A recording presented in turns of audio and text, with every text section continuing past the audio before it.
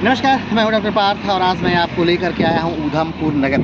जी हाँ, उधमपुर नगर अगर हम बात करें कहाँ है तो इसका राज्य है उत्तराखंड और इसका जो डिस्ट्रिक्ट है उत्तराखंड का सबसे दक्षिणतम डिस्ट्रिक्ट है। इसके ऊपर का डिस्ट्रिक्ट की अगर हम बात करें तो नैनीताल है और उसके ऊपर अगर बात करें तो अल्मोड़ा है और सबसे नीचे जो तलहटी का डिस्ट्रिक्ट है वो है उधमपुर नगर।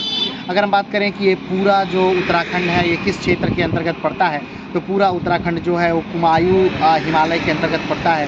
कुमायूं हिमालय आप जानते हैं, अगर हिमालय का विभाजन हो पश्चिम से पूर्व की तरफ तो जो सबसे पहला हिमालय पड़ता है वो पंजाब हिमालय है।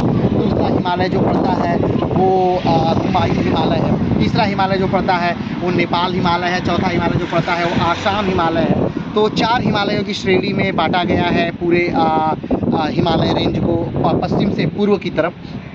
उसी में से उत्तराखंड जो है वो कुमायूं हिमालय के अंतर्गत पड़ता है।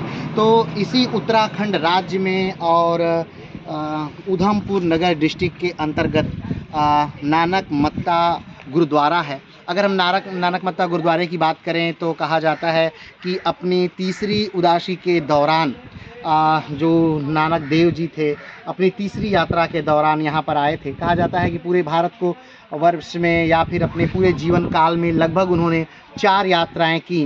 पहली यात्रा जो उनकी थी वो पूरब की तरफ थी, दूसरी यात्रा जो उनकी थी वो दक्षिण की तरफ थी, तीसरी यात्रा जो उनकी थी वो उत्तर की तरफ थी और चौथी यात्रा जो उनकी थी वो पश्चिम की तरफ थी। तो जो तीसरी यात्रा थी गुरु नानक देव की उस दौरान वो नानक मत्ता गुरुद्वारे पर आए थे और वह उस समय वहाँ पर उन्होंने रह करके लोगों को शांति, भ्रातृत्व और बहुत सारी बातें उन्होंने सिखाई।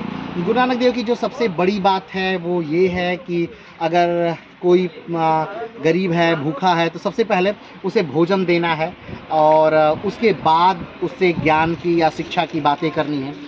तो जब भी कभी आप आइए नैनीताल या जब भी कभी आप आइए उत्तराखंड या जब भी कभी आप आइए उधम सिंह नगर डिस्ट्रिक्ट तो नानक मत्ता गुरुद्वारा और नानक मत्ता डैम ये दोनों देखना ना भूलिए। और दोनों की दूरी बहुत पास है, लगभग 1 किलोमीटर की दूरी में दोनों आ जाते हैं। तो आज के लिए इतना ही, फिर मिलते हैं एक नए वीडियो के साथ, एक नए स्थान के साथ।